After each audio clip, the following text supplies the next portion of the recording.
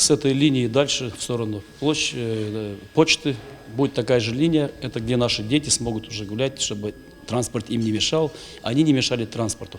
Сегодня, потому что часть площади мы в любом случае оставляем для парковки транспорта, чтобы у нас экономическая ситуация не менялась в худшую сторону, до тех пор, пока за площадью до улицы Федько не будет реконструкция улицы Победы, для того, чтобы там могли парковаться автомобили, те люди, которые приезжают сегодня за покупками в наш город. Для нас экономическая составляющая города находится на приоритете. За центиками в эту сторону они будут парковаться, как все автомобили, потому что парковаться разрешено будет на площади не более 1 часа, то есть стоянка автомобилей не будет разрешена только те, кто сегодня приезжает покупать.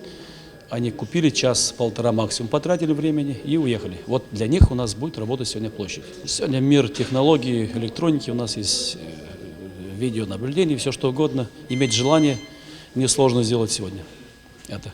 Как вы относитесь к тому, что часть площади будет ограждена под пешеходную зону, а часть под стоянки для машин? Отрицательно. Только для пешеходов. Почему? Только для... Чтобы это было, ну я не знаю, как в Москве Арбат, да, где люди гуляют, что-то там смотрят, может быть, кто-то рисует, чей-то портрет и так далее.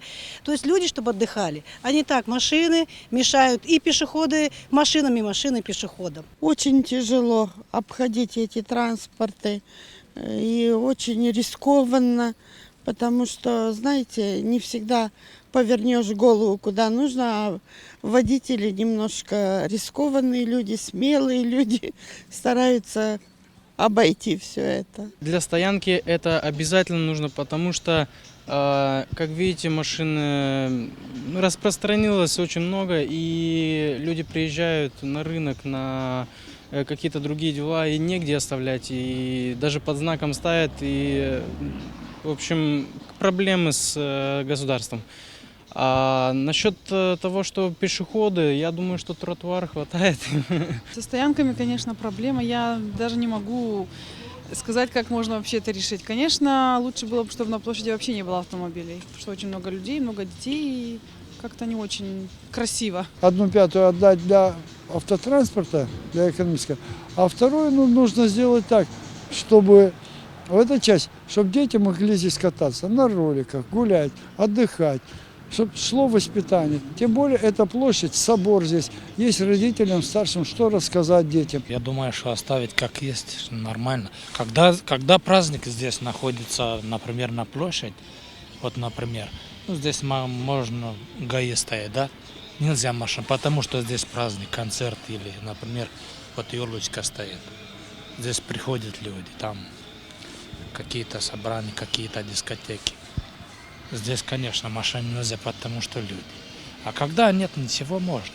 Стоянка, можно проходить и пешеход с левой, с правой стороны по кругу. Как положено. В обычные дни, конечно, можно было часть парковку устроить там, но чтобы за это заплатили люди, которые заедут туда. По одной простой причине. Во-первых, это будет помощь. Можно будет заплатить людям, которые могли бы убрать эту территорию, привести в порядок, поставить человека, который собирал бы эти деньги. То есть это была бы больше польза. Часть, конечно, можно для транспорта, который, люди вон магазины имеют там, естественно, они где-то должны парковаться. Подъехать машина должна там разгрузиться. Это все вполне правильно будет таким образом. Я думаю, что такой вариант вполне устроил бы всех.